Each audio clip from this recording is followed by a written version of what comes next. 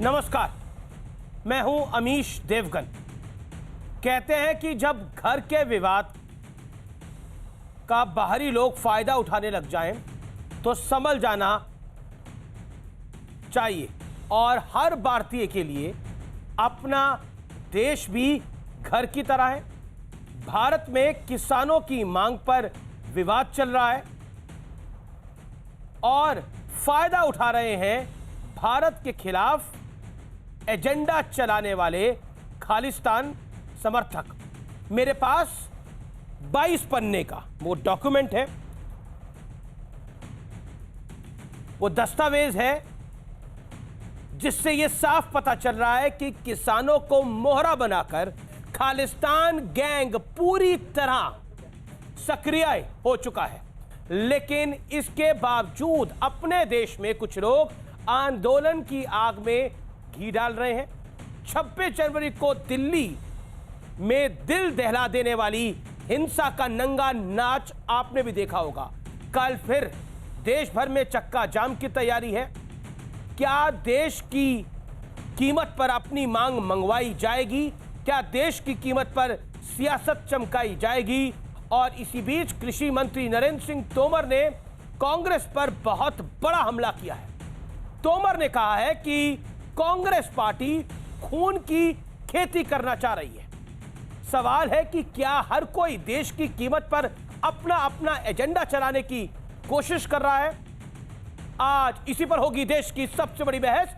किसानों का झंडा लेकिन खालिस्तानी एजेंडा। मेरे पास एक एक दस्तावेज है जो बताएगा कि किस तरह से Khalistani agenda, global day of action, poetic justice foundation का ये डॉक्यूमेंट, जिसको मैं क्लोजअप में आपके साथ दिखाना चाहूंगा, ये पूरा का पूरा डॉक्यूमेंट कहता है, ये पूरा का पूरा दस्तावेज कहता है कि किस तरह से आंदोलन की तैयारी थी, किस तरह से पूरा एजेंडा चलाना चाहते थे और किस तरह से भारत को डिस्टेबलाइज करने की कोशिश थी। इसमें यह भी प्लान है कि अगर ये मांग भारत की सरकार मान लेती है तो उसके आगे का रास्ता इनके पास नहीं था। और इनका स्पष्ट कहना है, अब तो एक और बात सामने है जो कि कई आर्टिकल्स में छप गई है, कि ये जो ट्वीट हुए इनके लिए 18-18 करोड़ रुपए दिए गए थे। अब जनता ये जानना चाहेगी कि ये पैसा जब खालिस्तानी रिजीम खर्च कर रही है, वो रिजीम जो कि भारत को डिस्टेबलाइज करना चाहती है, वो एजेंडाधारी, तो आज आर पार में हम हर पहलू पर बात करेंगे और आपके सामने सार्वजनिक करेंगे जो देश के खिलाफ है।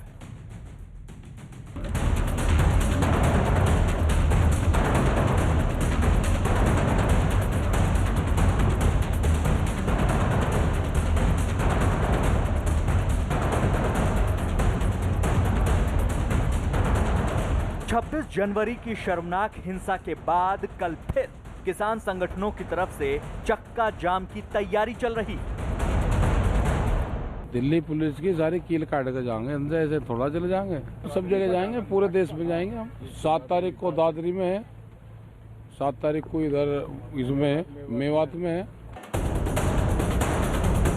लेकिन आज भारत के खिलाफ ग्लोबल साजिश पर हम एक और बड़ा पर्दाफाश कर रहे हैं। ये 22 पन्ने का दस्तावेज है जिसे खुद को खालिस्तानी बताने वाले मो धालीवाल ने तैयार किया था। इस दस्तावेज में 3 जनवरी से लेकर 26 जनवरी तक भारत के खिलाफ एजेंडा चलाने की पूरी प्लानिंग है। ग्लोबल एक्शन डे नाम के इस दस्तावेज में लिखा है 3 जनवरी को प्लानिंग और मीटिंग, 8 जनवरी को टैगलाइन #फाइनल, 10 जनवरी को सोशल मीडिया के लिए मैसेज तैयार, 20 जनवरी को कैंपेन मटेरियल तैयार, 26 जनवरी को प्रदर्शन का दिन।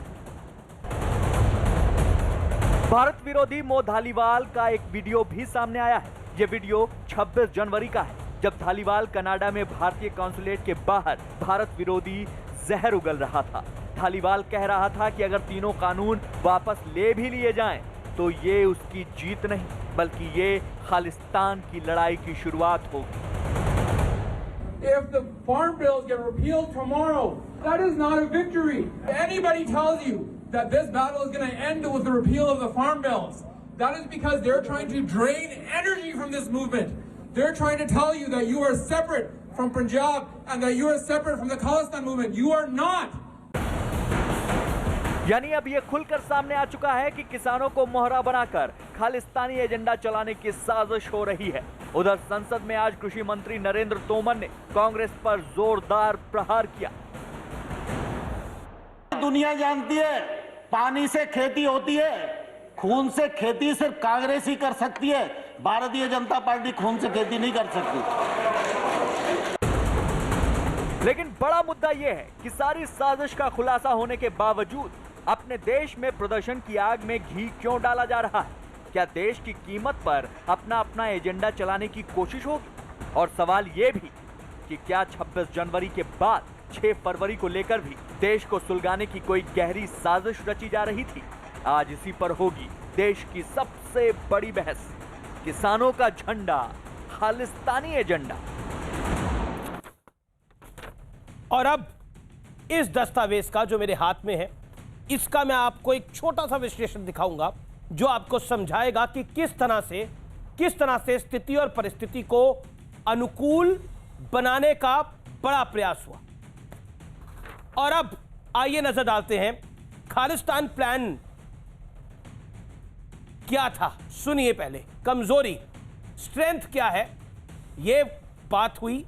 पहले कमजोरी की मैं बात करता हूं। संगठन, सूचना, संसाधन, कानून वापसी के बाद रोड मैप नहीं। यानी कानून वापसी अगर हो जाता है तो उसके बाद कोई रोड मैप नहीं है। तब सरकार ने बोल दिया कि हम रिपील करने जा रहे हैं, तभी ये लोग नहीं माने। आगे बढ़ता हूं मैं। खतरा, भारत सरकार, प्रशासन की शक्ति और मीडिया की पहुंच। इसमें कहा गया कि ये जो मीडिया है, इसको गोदी मीडिया कह के एड्रेस किया गया कि इनकी पहुंच बड़ी है। जो आप टर्म सुनते हैं ना, ये गोदी मीडिया, ये टर्म भारत विरोधियों की टर्म है।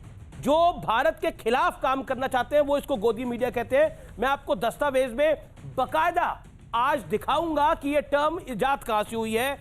ये टर्म भारत विरोधियों की टर्म है, जिसका इस्तेमाल अक्सर आप नेताओं को करते हुए देखते हैं। आप ट्विटर पर, सोशल मीडिया पर, फेसबुक पे अक्सर आप सुनते होंगे। मैं अपने कैमरामैन से कहूंगा कि वो इस समय क्लोजअप ले और उस क्लोजअप के दायरे से आपको जरूर इस दस्तावेज को दिखाए, क्योंकि आप तक ये दस्तावेज आज पहुंचना बेहद जरूरी है। गोदी मीडिया पर आप भी अपनी राय को आज ट्वीट करिएगा, मैं चाहता हूं, क्योंकि इसके अंदर क्लियर कट लिखा हुआ है GOI इंटरफेरेंस। इसमें एक और चीज है, आप देखिए, स्टेट वायलेंस। हमने हिंदी में इसका अनुवाद किया है प्रशासन की शक्ति। इसका मतलब क्या है? इसका मतलब यह है कि हमारी तरफ से जब एजिटेशन होगा तो प्रशासन की शक्ति होगी, और अगर वो गोली चला दे तो ये इनके लिए बिल्कुल, इसलिए बार बार गोली चलाने की बात हो रही थी कि गोली चलाइए। ये गोली चलती तो ये वायलेंस बहुत बढ़ जाती। इसलिए सलाम है दिल्ली पुलिस को, जिसने उस दिन सब कुछ सहते हुए, तलवारें सहते हुए, लाठियां सहते हुए गोली नहीं चलाई। ये सब कुछ प्लान था। आपको लग रहा होगा ये अचानक हो रहा है, लेकिन कुछ भी अचानक नहीं था। आपको लग रहा होगा ये सब कुछ अचानक किसान गुस्से में आ गए, लगता है किसानों के साथ कुछ ज्यादती हो गई, लेकिन कुछ भी अचानक नहीं था। सब कुछ प्लान था। ये टूल किट बकायदा सार्वजनिक करी गई है और इसी टूल किट के मुताबिक ये पूरा ऑपरेशन चला है। अब मैं आपको क्लोजअप में दिखाता हूं कि कहां लिखा है GOI interference, state violence, threats के अंदर, और ब्रॉड रीच ऑफ गोदी मीडिया। आइए, अगर आप क्लोजअप में देख पा रहे हैं तो इसकी आप पिक्चर ले सकते हैं। ब्रॉड रीच ऑफ गोदी मीडिया अगर आपको दिख पा रहा है, मैं तो और करीब लेके जाता हूं। ये देखिए, ये जो लास्ट लाइन है, ये है ब्रॉड रीच ऑफ गोदी मीडिया। ऊपर स्टेट वायलेंस। ये लोग स्टेट वायलेंस चाहते थे। थ्रेट्स में 3 नंबर और 2 नंबर, उससे पहले 1 नंबर है GOI इंटरफेरेंस। यानी कुल मिलाकर सब कुछ प्लान था, सब कुछ सेट करा हुआ था कि कैसे करना है। मैं बढ़ता हूं आगे। उद्देश्य क्या था? उद्देश्य यह था किसान कानूनों की वापसी, उद्योग घरानों और मीडिया की बदनामी। इसके अंदर भारत के बड़े भारतीय उद्योग घरानों की इतनी बदनामी करनी चाहिए जिससे उनको इंटरनेशनली नुकसान हो, उनके साथ कोई जुड़े ना। ये पूरा प्लान था भारत को बदनाम करने का, भारत को डिस्टेबलाइज करने का। योगा और चाय वाली छवि का नुकसान, जो लगातार मैं कल से आपको जानकारी दे रहा हूं। चुनौतियां, आइए अब मैं चुनौतियों पर आता हूं। चुनौतियां बहुत दिलचस्प हैं और ये बड़े प्लान को एक्सपोज करती हैं। व्यूअर्स, आप हैरान हो जाएंगे, आपके पैरों के तले से जमीन निकल जाएगी। जो चुनौतियां इन्होंने रखी, प्रदर्शन की वजह समझने की में मुश्किल, भारतीय मुद्दा बाहर प्रभावी होगा या नहीं, पता नहीं कौन कौन नेता मैदान में है। यह लड़ाई जीतना युद्ध की तरफ एक कदम है, यानी ये अगर कानून वापस भी हो गए तो यह लड़ाई जीतना युद्ध की तरफ अभी एक कदम है, अभी कई कदम बाकी है। आप सोचिए बड़ा प्लान क्या था। पोएटिक जस्टिस फाउंडेशन का यह दस्तावेज बहुत कुछ कहता है। और व्यूअर्स, आपको एक और चीज बताना चाहता हूं जो कि बहुत ज्यादा संवेदनशील है। वो संवेदनशील इसलिए है कि इनका पूरा मूवमेंट जो है वो किसान चला रहे थे, लेकिन किसानों के पीछे एजेंडा खालिस्तानी था। यह बात इस दस्तावेज से सामने आ रही है। और जिस तरह के ट्वीट हुए और जिस तरह से कई आर्टिकल छपे हैं, 18 करोड़ रुपए में वो ट्वीट हुए और बिल्कुल स्क्रिप्ट लिखी गई थी, लेकिन गलती से किसी ने, जैसे कहा जाता है ना, प्लान को एक्सपोज कर दिया, गलती से उस पूरी स्क्रिप्ट को ही ट्वीट कर दिया, तो ये सब कुछ सामने आ गया। मेरे साथ बात करने के लिए आज की चर्चा में, मेरे साथ बात करने के लिए इस चर्चा में गौरव भाटिया, भारतीय जनता पार्टी के राष्ट्रीय प्रवक्ता, जिन्होंने प्रेस कॉन्फ्रेंस भी करी इस विषय के ऊपर, और सुप्रीम कोर्ट के जाने माने वकील। मेरे साथ अलका लांबा जी हैं, कांग्रेस की वरिष्ठ नेता हैं, साथ ही विधायक रही हैं, उनका अभिनंदन है। मेरे साथ इस चर्चा में विजय सल्दाना है, जाने माने एग्री इकोनॉमिस्ट। मेरे साथ राजकुमार भाटी साहब हैं, उनका अभिनंदन है, senior leader Samajwadi Party. Sanjay Chaudhary मेरे साथ हैं, भारतीय किसान यूनियन से, आपका भी अभिनंदन है सर इस चर्चा के अंदर। आप तमाम लोगों का स्वागत है। लेकिन सबसे पहले गौरव भाटिया, इस चर्चा की शुरुआत में आज आपसे करता हूं। आपने एक प्रेस कॉन्फ्रेंस करी, इतना सब कुछ हो रहा था, सरकार की आईबी क्या कर रही थी? इतना बड़ा दस्तावेज सामने आ गया है गौरव भाटिया, जो आज न्यूज 18 पर हम दिखा रहे हैं, वो बहुत कुछ कह रहा है। उसके अंदर क्लियरली लिखा हुआ है ये प्लान पहले से बना हुआ था। अमीर जी देखिए, आपने क्योंकि पहला सवाल सरकार से पूछा, आईबी के बारे में पूछा, तो मैं एक बात बता दूं, बहुत सी जानकारी सरकार आईबी रॉ के पास होती है, लेकिन वो सार्वजनिक नहीं करी जाती है और उस पर कार्रवाई हो जाती है, पता नहीं चलता है। और हमारा देश इतना मजबूत है कि ऐसी ग्रेटा, रिहाना, खलीफा, इन सब को एक साथ जोड़ भी दीजिए तो ये बाका नहीं कर सकती हमारे देश को, और इनको हम ठीक कर देंगे। गौरव जी, आपको मैं रोकना चाहूंगा, मुझे 10 सेकंड की एक बात। आपने बोला ये ग्रेटा, रिहाना, मियां खलीफा कुछ नहीं कर सकती, लेकिन उस दिन जो करना चाहे, 26 जनवरी को जो कुछ ये गैंग करना चाह रहा था, वो कर गया, हाँ या ना? नहीं, मैं बताता हूं। देखिए, आपने बिल्कुल उचित बात उठाई। इस पूरे डोजियर का एक बहुत बड़ा संदर्भ है। संदर्भ क्या है? वो कहते हैं इस पूरे आंदोलन की कमजोरी ये है कि अगर 3 कानून वापस भी हो जाए अमीश जी, तो भी आंदोलन जारी कैसे रहेगा? इसका मतलब अंतर्राष्ट्रीय शक्तियां हैं और कहीं ना कहीं जो भारत में अराजक तत्व हैं, जो गैर विरोधी, हमारे गैर भारत का विरोध करते हैं, उनसे उनको बल मिलता है। और इसीलिए हमारे लिए ये अच्छा हुआ कि ग्रेटा थनबर्ग के ट्वीट में ये टूल किट नहीं है, ये अराजकता और दंगे की स्कूल किट थी, और वो निकल आई और हमें पता चला किस तरह से साजिश हो रही है। दूसरी बात जो बहुत अहम है कि आज बड़ा दुख होता है कि विपक्ष इतना कमजोर हो गया है कि उसको बैसाखियों की जरूरत पड़ रही है। उस ग्रेटा की, उस रिहाना की, जो केवल और केवल खेती ही करती आई।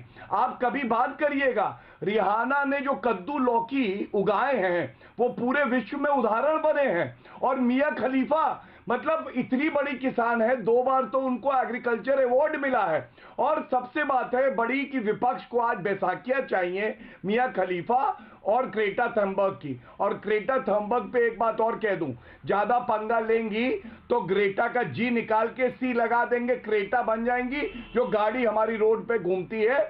इस तरह की बातें, और हमें सर्टिफिकेट देना शोभा नहीं देता। भारत को कोई अंतरराष्ट्रीय सर्टिफिकेट नहीं चाहिए कि हमारा लोकतंत्र कितना मजबूत। आपने विस्तार पूर्वक अपनी बात को रखा। अब मैं अलका जी का रुख करता हूं। अलका जी, आज कृषि मंत्री नरेंद्र सिंह तोमर ने आरोप लगाया कि पानी से खेती होती है, लेकिन कांग्रेस तो खून की खेती करती है। इसका पलटवार हालांकि राज्यसभा में दिया गया, लेकिन आप क्या कहना चाहती हैं? और जो डोजियर सार्वजनिक हुआ है वो बहुत कुछ कह रहा है, उसमें यह भी बताया गया कि क्या कुछ चीजें हो चुकी हैं और क्या आगे करना है। यानी इस पूरे आंदोलन के पीछे एक बड़ी मंशा है, वो एक्सपोज हो रही है। धन्यवाद अमीश जी। अमीश जी, आपके कार्यक्रम का शीर्षक है किसानों का झंडा खालिस्तानी एजेंडा। मैं इसको बदल कर कहूंगी पूंजीपति मित्रों का एजेंडा सरकार का है कंधा।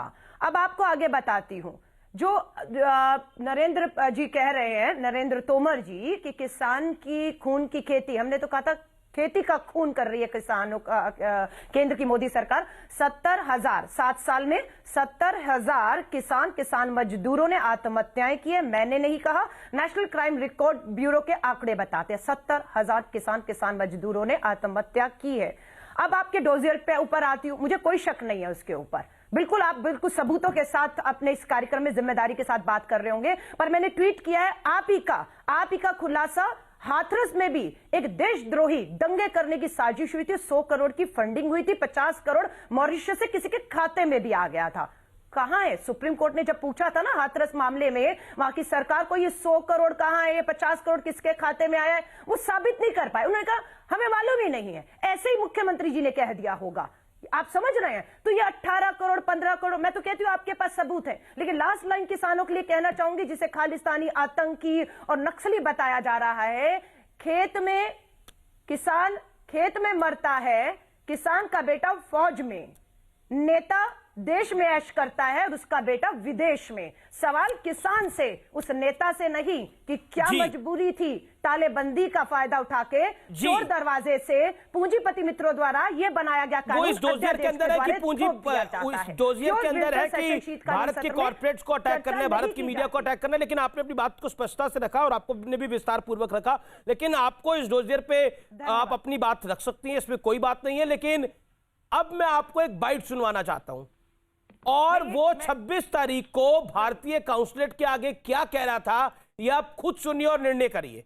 वो बाइट मैं प्ले करता हूं, आइए। मो धालीवाल, जो इस पूरे घटनाक्रम का मास्टरमाइंड माना जा रहा है, वो क्या कह रहा था भारतीय दूतावास के बाहर, आइए सुनिए जरा मो धालीवाल की जबानी।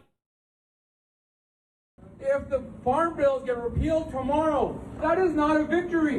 Anybody tells you that this battle is going to end with the repeal of the farm bills, that is because they're trying to drain energy from this movement. They're trying to tell you that you are separate from Punjab and that you are separate from the Khalistan movement. You are not. और याद करिए Khalistan plan का जब मैं विश्लेषण कर रहा था, तब मैंने चुनौतियों में आखिरी पॉइंट क्या बोला था, यह लड़ाई जीतना युद्ध की तरफ एक कदम नहीं है। और यही बात 26 जनवरी को बोली गई।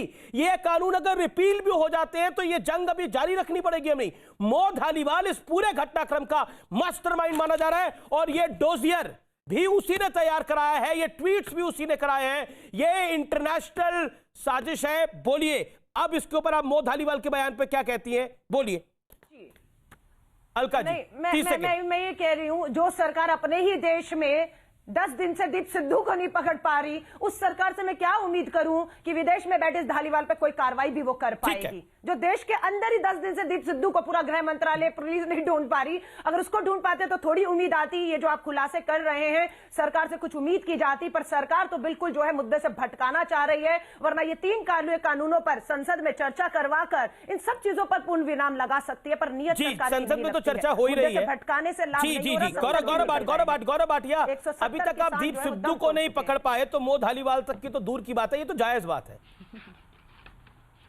नहीं जायज नहीं है। देखिए मैं बताता हूँ, लकवा हो जाए शारीरिक, अगर चुप करा लीजिए तो अच्छा लगेगा, वरना बताना पड़ेगा जमानत जब्त हो गई थी इनकी, 5% वोट मिला था। चुप कराइए, अपनी अपनी बारी में बोलिए। आई थिंक अब सबसे पहले तो देखिए, इन्होंने कहा विदेशों से लाने और कार्रवाई। चुनाव लड़ा, नगर निगम पार्षद भी लड़ा, मैं तो एक बार विधायक जीती हूँ, 3 बार चुनाव लड़ी हूँ। जनता के बीच में जीत और हार तय होती है। अटल बिहारी वाजपेयी जी चुनाव हारे, बड़े बड़े सुषमा स्वराज भी बल्लैरी गई थी, सोनिया जी के सामने हार गई। सी लगा दो, करेक्टा गाड़ी बन जाएगी। तर्क देखिए इनके, ये राष्ट्रीय प्रवक्ता है, तर्क देखिए, तर्क जो सवाल दिए उसका जवाब नहीं है। मेरा चुनाव मेरे को पड़े थे 3,880 वोट, मेरी हुई थी जमानत जब्त। आगे आओ, अब कृषि कानूनों पर आओ। अलका लांबा की जमानत जब्त हुई थी, 3,880 वोट पड़े थे, है ना, कम कर देती हूँ क्योंकि 3,000 पड़े थे। अब मुद्दे पर आओ, अब मुद्दे पर आओ। अलका जी अब आप भी साथ रहिए, आप अपनी बात को रखिए जी प्लीज। ओके गौरव, आप भी अपनी बात को रखिए। मुझे लगता है आप दोनों प्रवक्ता काफी सीजन लीडर्स हैं, अब पर्सनल किसी को नहीं होना चाहिए, अपनी बात को रखिए। Okay Alka ji, I got your point. Gaurav ji आपकी बारी है, बोलिए। धन्यवाद अमीश जी। पहली बात, धन्यवाद। डिबेट में किसी को घटिया बुलाना राहुल गांधी की ही ट्रेनिंग हो सकती है, और बचपन में हमें सिखाया था कि जहां से कृषि बदबू कानूनों आए पर आओ, अब ना राहुल उसके गांधी का नाम आगे जाओ लेंगे ना तो पीछे औकात जाओ। याद दिला दूंगी। ये इस आदमी की अब औकात अभी नहीं है जी, समाजवादी से जूते मारे, सुनिए, भाजपा की अब चाबी अभी लेके ये भी नहीं बोलना चाहिए किसी को जूते मारे। राहुल गांधी मेरे जूते साफ करेगा, आइए आपको आना राहुल है गांधी दूसरे जी का जूते नाम साफ अपनी करने ये को भाषा नहीं। अपनी औकात गंदी क्या है जबान से आपकी? राहुल गांधी जी का चुप। नाम मत लीजिए। तो अपनी चुप, गंदी जबान औकात से क्या है राहुल गांधी जी का नाम मत चपरासी की लीजिए। तीन औकात कृषि नहीं है, कानूनों पर बोलिए। चपरासी की औकात नहीं है, अपने जूते साफ कराएंगे राहुल आपका- गांधी से, समझी? चुप चाय हो वाले जाइए, से मजाक देखिए, है, देखिए, इनको गौरव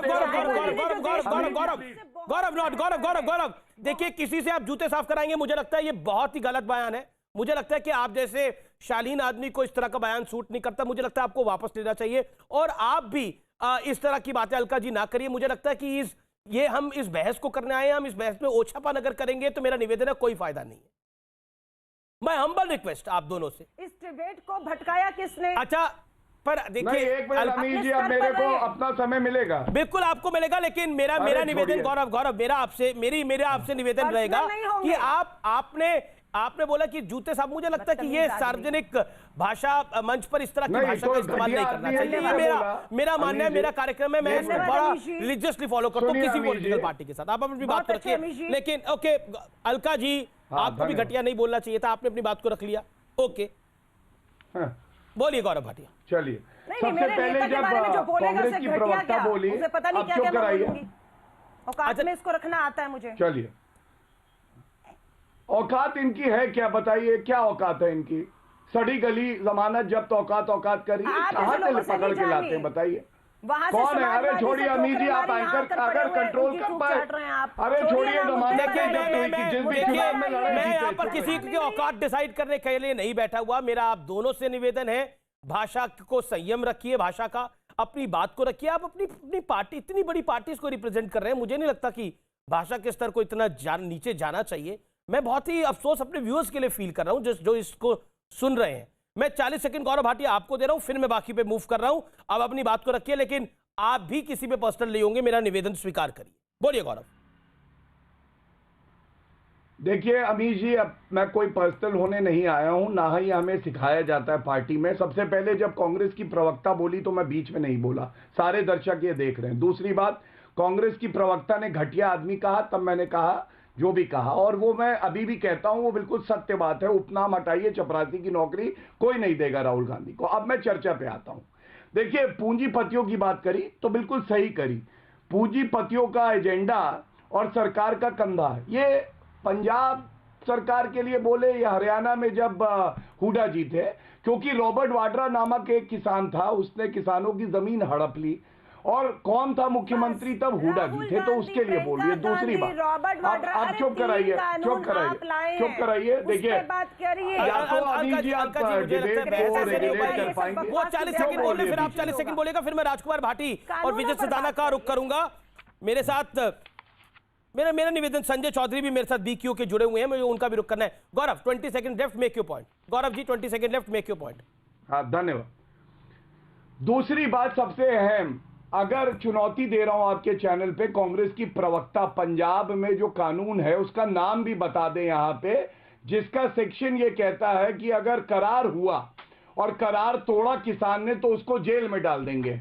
अमरिंदर सिंह क्यों नहीं वापस लेते वो? दूसरी बात सबसे महत्वपूर्ण यह है कि हमारी वो सरकार है जो क्रिश्चियन मिशेल को वापस लेके आई है, जो घोटाला सोनिया गांधी ने किया, राहुल गांधी ने।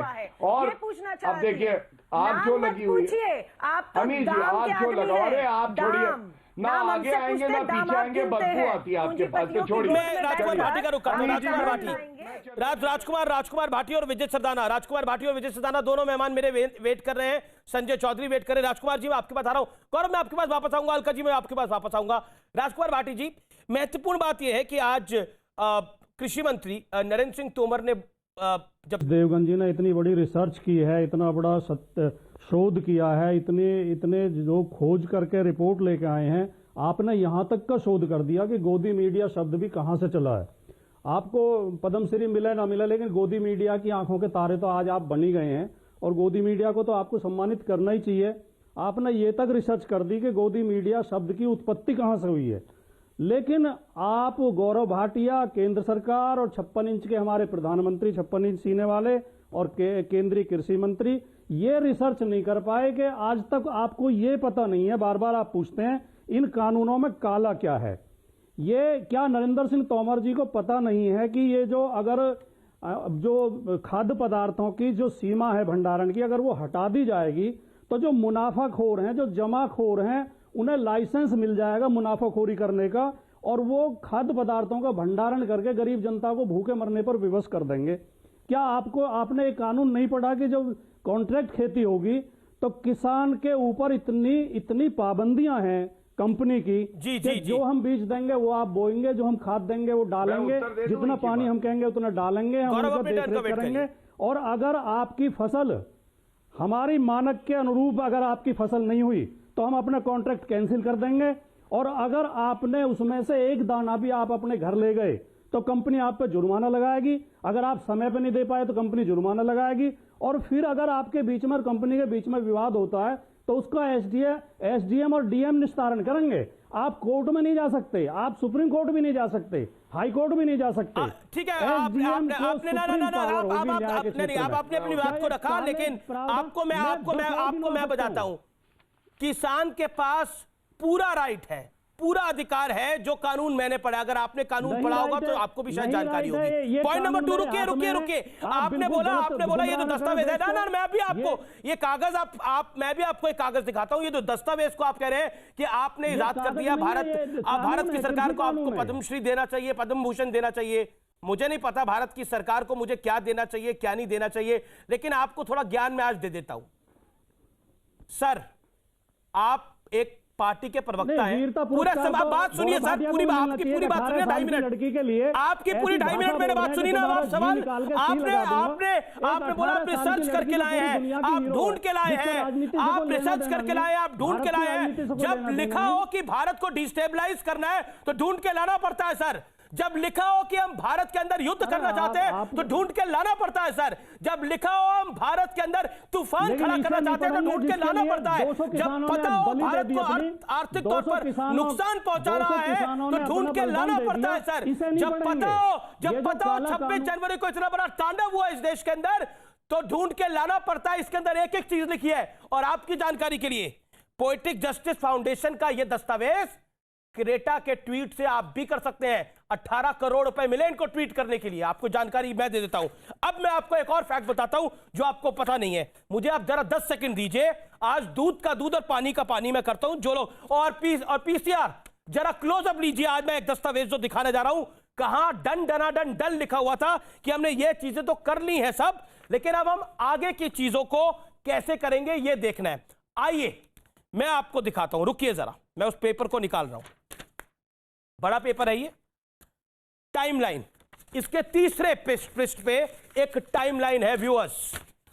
मैं खड़ा होता हूं और अब आपको दिखाता हूं कि कैसे ये टाइमलाइन लिखा हुआ है। जनवरी 3 को क्या करना है, जनवरी 8 को क्या करना है, जनवरी 10 को क्या करना है, जनवरी 13, जनवरी 17, जनवरी 20 और प्रोटेस्ट डे जनवरी 26 जनवरी का प्रोटेस्ट डे।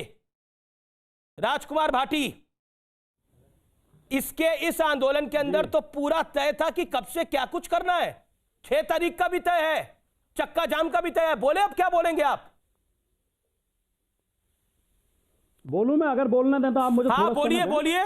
ये माना हम बिल्कुल ये माना आप लोग विदेशियों पे भरोसा कर रहे हैं, भारत पे आपको भरोसा नहीं है। विदेशियों पे भरोसा है जो भारत के खिलाफ काम कर रहे हैं। भरोसा नहीं है विदेशियों पे। अरे नरेंद्र मोदी का विरोध करते करते भारत का विरोध मत करिए आप लोग। आप केवल अपनी बात कहते रहेंगे, मेरी बात भी सुन लीजिए। सर बोलिए। हम मान रहे हैं कि दुनिया में ऐसी ताकतें बहुत हैं जो भारत का नुकसान चाहती हैं, लेकिन ये कानून तो भारत के 56 इंच सीने वाले प्रधानमंत्री ने बनाया है। 170 किसानों की शहादत तो इस सरकार की तानाशाही की वजह से हुई है। ये सरकार क्यों नहीं अपने अन्नदाताओं की आवाज सुनती? सरकार का काम होता है जनता की राह के कांटे साफ करना।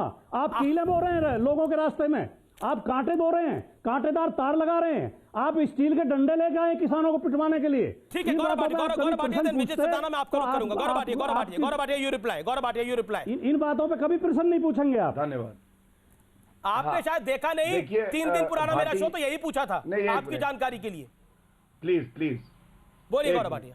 भाटी जी ने 2 सवाल उठाए और बिल्कुल गर्व है हमें कि हमारे नेता की छाती 56 इंच की है, लेकिन अपने नेता की 6 इंच छाती वाले को बताइएगा। और जो मैं अब बताने जा रहा हूं, पहली बात आपने कही कि अनलिमिटेड भंडारण, ये गलत है। आप एसेंशियल कमोडिटीज एक्ट है उसका 3(1)A प्रावधान जो अमेंड होके हुआ है वो अनलिमिटेड भंडारण की इजाजत ही नहीं देता है, वो भी सरकार ही निर्धारित करेगी। दूसरी बात आपने कहा सुप्रीम कोर्ट और हाई कोर्ट जाने का हक ले लिया, तो ये हक भाटी जी, ये 6 इंच के जो छाती वाले नेता है अपनी पार्टी के, उनको जरूर बताइएगा।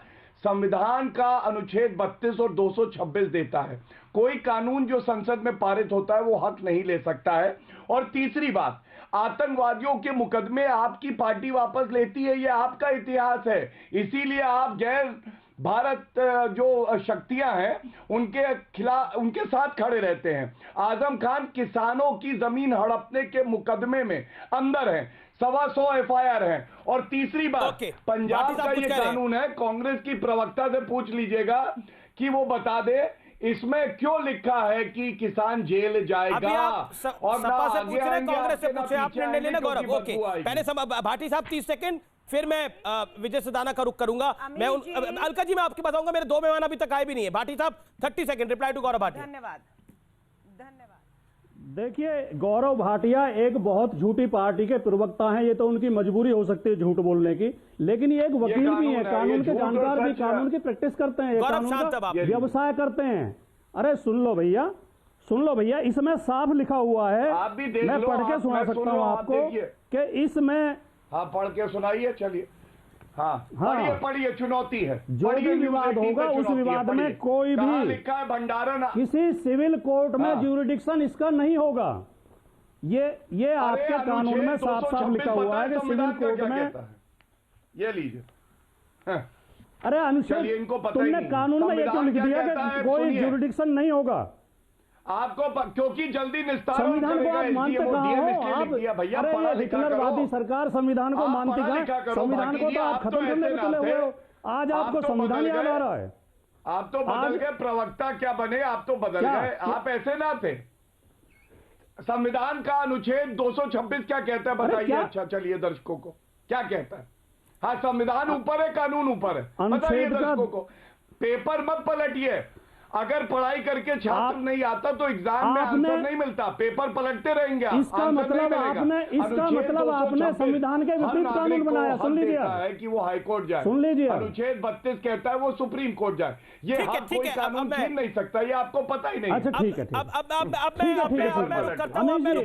बीक्यू के 1 सेकंड सर, मैं आपको बताऊंगा। भाटी साहब आप पहले पेपर से पढ़ लीजिए, देख लीजिए, मैं आपको समय दे रहा हूं, आप उसके बाद मैं आपको बताता हूं। मैं बीकेयू के 1 सेकंड सर, मैं संजय चौधरी का रुख करता हूं। संजय चौधरी साहब, चक्का जाम है, लेकिन क्या आपको लगता नहीं है कि भारत की सरकार जब कह रही है कि हम 1.5 साल तक 2 साल तक कानून को रोकने पर हम तैयार हैं, भारत की सुप्रीम कोर्ट ने भी रोक लगा दी है, तो फिर यह आंदोलन बचा किसके लिए? अब 26 तारीख को अभी तो स्थगित ही है ये कानून, तो 26 तारीख को जो हिंसा हुई उसके बाद तो आपको नहीं लगता कि कहानी खत्म करनी चाहिए इस पूरे विषय? सर बोलिए चौधरी साहब। देवगन जी धन्यवाद आपका। मुझे एक बात बताइए कि किसी को फांसी लगनी कि 2 साल बाद फांसी लगेगी, क्या मामला निपट गया? अभी 2014 में आप अपने टीवी चैनलों में देख ले कि मोदी जी ने क्या कहा था कि स्वामीनाथन की रिपोर्ट लगामा आम 1.5 गुना मूल्य दे, गन्ने का 1.5 गुना मूल्य लगा था, 100-500 बैठा क्या मिल रहा है? उसके बाद गेहूं का लागत मूल्य का 3,000 रुपये या 4,500 का रेट चाहिए। एक मास्टर की तनख्वाह 1967 के अंदर 1 क्विंटल गेहूं के बराबर थी। आप देखें किसान कहाँ चला गया। और आंदोलन हो रहा है तो खालिस्तान पाकिस्तान तो जोड़ दिया, जो देश में मांग करेगा अपनी समस्याओं की वो सब एंटी नेशनल। ये कौन सी नेशनल की बड़ी बात है कि सुनो, जहाज बेच दिए, रेल बेच दी, 40 फैक्ट्री ऑर्डिनेंस की बेच दी। आप देखिए, किसान ने आप किसानों की बात कर रहे हैं, नेतागिरी की बात कर रही है। कौन सा जहाज बिक गया, कौन सी ट्रेन बिक गई? मुझे लगता है कि आपको भी अपने दायरे में बात करनी चाहिए ना, जो आपका दायरा है। आप किसानों की बात करिए ना, आप जहाज रेल सब पर आ गए। कौन सी रेल बिक गई है? आप क्यों गलत बात कह रहे हैं? कहाँ रेल बिकी है? मुझे बताइए रेल कहाँ बिकी है ना, बताइए मुझे रेल कहाँ बिकी है, जहाज कहाँ बिका है बताइए मुझे, कहाँ बिका है? एयर इंडिया कब बिक गया बताइए, एयर इंडिया कब बिक गया बताइए, भारतीय रेल कब बिक गई बताइए। आपने बोला रेल बिक गई, जहाज बिक गया, कहाँ बिक गई बताइए मुझे। हमारी फसलों का रेट क्यों नहीं बढ़ाए? हमारी फसलों का रेट क्यों नहीं बढ़ाए? आपका विषय क्या है? एमएसपी किसकी बड़ी थी? विजय सदाना, एमएसपी किसकी बड़ी थी? ओके ठीक है, आपने अपनी बात रखी सर। विजय सदाना 40 सेकंड अपनी बात को रखिए आप। अरे देवगन जी मैं अपनी बात, अरे मैं बोलिए विजय जी। मुझे 2-2 मिनट तो दो सबको। आपको आगे मौका दे रहा हूँ चौधरी साहब। बोलिए 40 मिनट के अंदर अगर उनको चुप कराए तो मैं बात रखूं। बोलिए सर, आप बोलिए अपनी बात। देखिए अमीश जी 2-3 सवाल यहाँ उठे हैं जो मैं इस तथ्यों के सामने रखना चाह रहा हूं। मैं सबसे पहले एक लाइन पढ़ना चाह रहा हूं। भाटी साहब बहुत शोर मचा रहे थे, मैं एक लाइन पढ़ रहा हूं, मुझे भाटी साहब बताइए ये किस कानून का हिस्सा है। No civil court shall have jurisdiction to undertake any suit or proceedings in respect of any matter the cognizance of which has been taken or disposed of by authority empowered in this act or rules or bylaws made thereunder. बताइए ये किस कानून का हिस्सा है? नहीं याद होगा। ये पंजाब गौरव के भाटिया से कॉन्ट्रैक्ट पूछिए, एक्ट का हिस्सा मैं वो बताऊंगा जो इस कृषि कानून का हिस्सा है। मैं आपको बता रहा हूं। अब आप चुप रहिए। आपके बीच में नहीं बोला था, आप चुप रहिए। 40 मिनट बाद बोलिए। पंजाब के 2013 का आपने खुद पूछा है। ये जो कानून है ये पंजाब का कॉन्ट्रैक्ट एक्ट सेक्शन 26 पढ़ रहा था मैं। पंजाब का आज का भी जो कॉन्ट्रैक्ट एक्ट है वो कहता है कि कोर्ट दखलंदाजी नहीं करेगा। आपने पिछले 7 साल में जिस कानून के अंदर काम कर रहे हो उसमें आपको नहीं दिखा कि पंजाब सरकार कहती है कि कोर्ट का अधिकार नहीं होगा। आपको केंद्र सरकार के कानून में दिख गया, लेकिन अपने राज्य के कानून में नहीं दिखा कि किसानों के खिलाफ क्या हुआ। यही है दोगली राजनीति कि अपना स्वार्थ कहीं और, देश का हित कहीं और। पहली बात। अब आते हैं मुद्दे पे किसानों के। जिस दिन अमीश जी ये किसान नेता भारत सरकार के मंत्रियों के साथ मीटिंग करने गए थे एक प्ले कार्ड लेके यस और नो, उसी दिन मैंने कहा था कि ये स्क्रिप्ट किसी और की है। प्रॉब्लम ये है कि ये जो 40 नेता है किसानों के, ये अपनी तरफ से इनकी मजबूरी है, ये कुछ नहीं बोल सकते क्योंकि इतना चंदा आ गया, ये उसके खिलाफ जा नहीं सकते।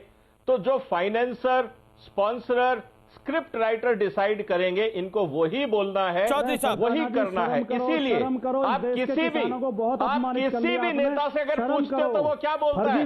कमेटी डिसाइड करेगी, अपना इनका कोई विचार नहीं है। ये बात आप चुप रहिए भाटी साहब, आपसे बात नहीं हो रही। चौधरी साहब को दिखाइए, चौधरी साहब को दिखाइए। हकीकत यही आ रही है, गुस्सा आ रहा है हमें। चौधरी साहब किस किसान के पास, चौधरी साहब किस किसान के पास इतना समय है जो 3-4 महीने से वो झंडा डंडा लेके तंबू लेके पानी लेकर बैठा रहे और अपनी खेती को छोड़ दे? मुझे बताइए, आप मुझे बताइए चौधरी साहब। अरे आतंकवादी को पकड़ते क्यों नहीं? खालिस्तानी को पकड़ते क्यों नहीं? जब आपको सूचना थी आप पकड़ते क्यों नहीं? विदेशी ताकतों के कहने पे भारत का संविधान का दिन आपने बर्बाद किया। ये किसकी शिकायत थी? आप लोग क्यों नहीं खड़े हुए किसान नेता? समस्या क्यों नहीं हटाते किसान की? आप राष्ट्र का समस्या क्यों नहीं हटाई किसान की? आपने क्यों मना नहीं किया? आप लोग जो लोग देश को गलत रास्ते पे ले जा रहे थे, आपने क्यों मना नहीं किया कि हम विजय जी आप शांत हो जाइए। चौधरी साहब को बोलिए, विजय जी किसान का झंडा नहीं झुकने देंगे। चौधरी साहब आप गुस्सा मत होइए, चौधरी साहब आप गुस्सा मत होइए, आहत मत होइए। आपको कोई खालिस्तानी आतंकी नहीं बोला। भारत का किसान ना आतंकी है ना भगवान दे डरो, भगवान। एक सेकंड चौधरी साहब, मैं तो आपसे इतनी आराम, एक सेकंड चौधरी साहब, भारत का किसान इस देश का अन्नदाता है और वो भगवान के समान है, लेकिन भगवान नहीं। एक सेकंड सर चौधरी साहब, हल्ला काटने से कुछ नहीं होगा। चौधरी साहब आपके दीप सुंदरलाल के चढ़ जाओ, क्या बोल रहे हैं आप? चौधरी साहब आराम से, इतना गुस्सा मत होइए। आपको किसी ने खालिस्तानी आतंकी नहीं बोला। अरे देश को मेरी हम आतंकवादी, आप 30 सेकंड बोल लीजिए और बोल लीजिए, मैं रुक जाता हूं। कह दो आतंकवादियों मत जाओ, यही कह दो भाजपा के लोग गांव में मत जाओ। अब मैं बोलूं चौधरी साहब? वहां आतंकवादी हाँ किसान। चौधरी साहब अब आप, मैं बोलूं अमीश देवगन मैं बोल रहा हूं, मैं अपनी बात को रखूं चौधरी साहब, अगर आप बोले तो। आपको बड़ा सम्मान आपका ये देश करता है। किसान इस देश का अन्नदाता भी है, भगवान में किसान को भगवान के समान है लेकिन भगवान नहीं। मैं आपसे एक बड़ा सरल सवाल पूछ रहा हूं और मुझे उम्मीद है कि आप इसका जवाब देंगे। ये पूरा आंदोलन कानून की वापसी के लिए है? ये कानून अभी लागू है इस देश में? आप बताइए मुझे, हाँ या ना। एक छोटा सा सवाल है, हाँ में हाँ या ना में जवाब दीजिएगा। ये कानून लागू है इस देश में? नहीं, कानून लागू नहीं है ना। और अब आगे बढ़ता हूं, रुकिए, ऑडियो डाउन करिए इनका। अब आगे मैं बढ़ता हूं। अगले 1.5-2 साल की सरकार ने आपको ऑफर दी है, हाँ या ना? अगले 1.5-2 साल के लिए सरकार ने आपको ऑफर दी है, हाँ या ना? कि फांसी एक सेकंड, सवाल का जवाब दीजिए ना, सवाल का जवाब दीजिए ना। ऐसा थोड़ी हो सकता है सर। चौधरी साहब तैयार हो रही है। आप बताइए, सरकार ने आपको ऑफर दी है, हाँ या ना? जवाब है हाँ है। 26 जनवरी को हिंसा हुई, जवाब है हाँ। 26 जनवरी को हिंसा हुई, जवाब है हाँ। और अब आप मुझे बताइए, कल चक्का जाम पे हिंसा नहीं होगी, इस पर आप क्या बोलेंगे? क्योंकि आपके नेता कह रहे हैं, बीकेओ के नेता कह रहे हैं कि किले उखाड़ दिए जाएंगे। पिछली बारी बोले थे बक्कल उतार दिए जाएंगे, इस बारी बोले किले उखाड़ दिए जाएंगे। कल का प्लान क्या है ये बताइए आप पहले। कल का प्लान क्या है? किसान की बात कर लो। मैं किसान की बात कर रहा हूँ। आप किसान की बात कर लो। ट्रैक्टर रैली की इजाजत आप ही ने मांगी थी ना। मेरे कार्यक्रम में आप लोग बोल के गए थे ना कि ट्रैक्टर की रैली होगी, और ट्रैक्टर की रैली हुई, और उसके बाद क्या हुआ इस देश के अंदर? तो लाल किले में क्यों जा और अब नेतागिरी ऐसी हो गई है कि कहीं महापंचायत हो रही है तो नेता मिलने के लिए आ रहे हैं। देखिए, अब आप भी मानिए, किसानों का आंदोलन कम है, ये नेतागिरी चमकाने का आंदोलन ज्यादा बड़ा हो गया है। मुझे ध्यान में आता है 2014 से 2019 तक हर साल एक नेता इस देश में खड़ा हुआ है। कभी हार्दिक पटेल, कभी जिग्नेश मेवानी, 2013 के अंदर अरविंद केजरीवाल। हर एक साल में एक नेता खड़ा करा गया इस देश के अंदर। 2014 के बाद लगातार मैं बोल रहा हूं, कभी कन्हैया कुमार और अब राकेश टिकैत। सच ये है, हर साल नेता खड़ा हुआ है। नेतागिरी चल रही नहीं चल रही है चौधरी साहब? ये कौन सा किसानों का आंदोलन है, महापंचायतें हो रही है? ये तो जात का आंदोलन हो गया। अब एक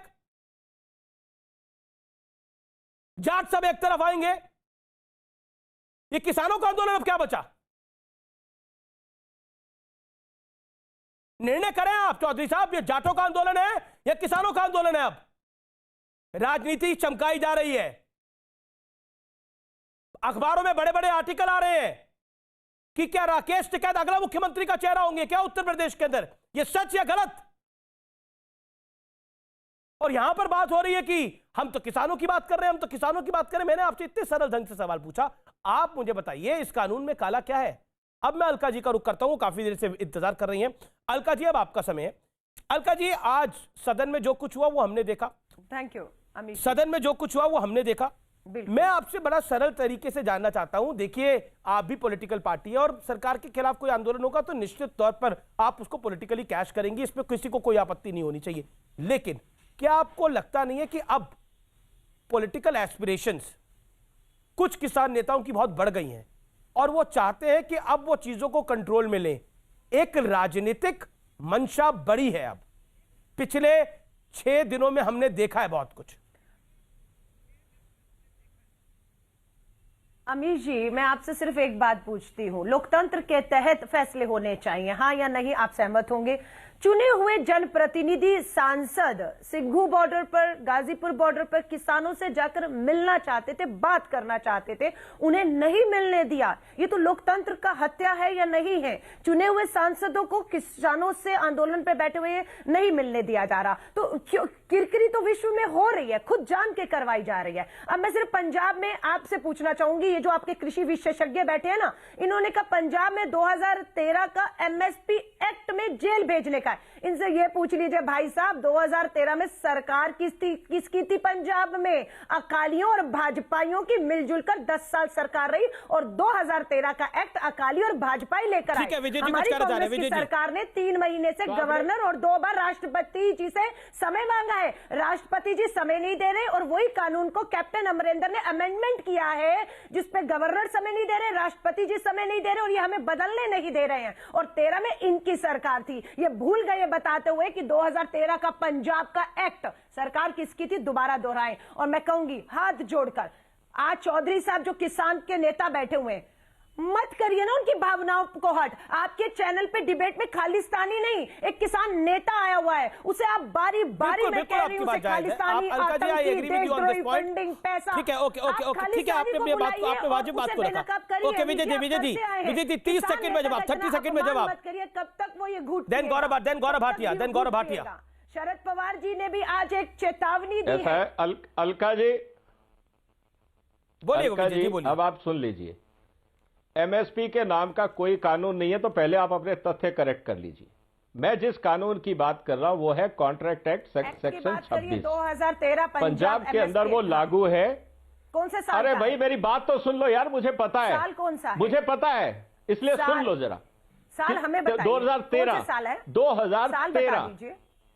2013 किसकी सरकार थी? उनको 30 सेकंड बोलने दीजिए। हाँ, किसी की भी थी, बात वो नहीं है। बात ये है कि आपने वह प्रदर्शन किया इस कानून को। शोर मत मचाइए, बात पूरी बात सुनिए, पूरी बात सुनिए, पूरी बात सुनिए। पकड़ी गई। अरे भाई चोरी क्या गई, आप तो चुप थे। 2013 में आपने क्यों नहीं प्रदर्शन किया? पंजाब में 2013 में आप ऐसा बताइए, आज आपको याद आया। ब्रेक के लिए रुकता हूं विजय जी, मैं आपको आगे मौका दूंगा। गौरव, मैं आपके पास भी ब्रेक के बाद आऊंगा। आप देख रहे हैं आर पार, मैं ब्रेक के बाद हाजिर होता हूं। गौरव भाटिया, अब आपका वक्त है। मैं आपसे जानना चाहता हूं, कल जब किसान सड़क पे उतरेगा चक्का जाम करने के लिए, आपने कील बिछा रखी है, तो बात और संवाद होगा कैसे? अमीर जी, बहुत इंतजार किया है मैंने, मुझे 2 मिनट का समय दे दीजिएगा। सबसे पहले तो देखिए, जब आपको आधी जानकारी होती है तो आप अज्ञानी हो जाते हैं, और जब कोई जानकारी नहीं होती तो आप कांग्रेस के प्रवक्ता हो जाते हैं। ये जो पंजाब का कॉन्ट्रैक्ट फार्मिंग एक्ट है, इसका सेक्शन 25, एक ही लाइन पढ़ रहा हूं, अगर प्रोड्यूसर और फार्मर ने कोई अग्रीमेंट नहीं माना तो वो जेल की सलाखों में होगा। 4 साल से कांग्रेस की सरकार है, क्यों नहीं हटाया इसे, नहीं बताएंगी। दूसरी बात, आज कांग्रेस पार्टी अमीर जी कहने लगी कि हम किसानों को समर्थन देंगे।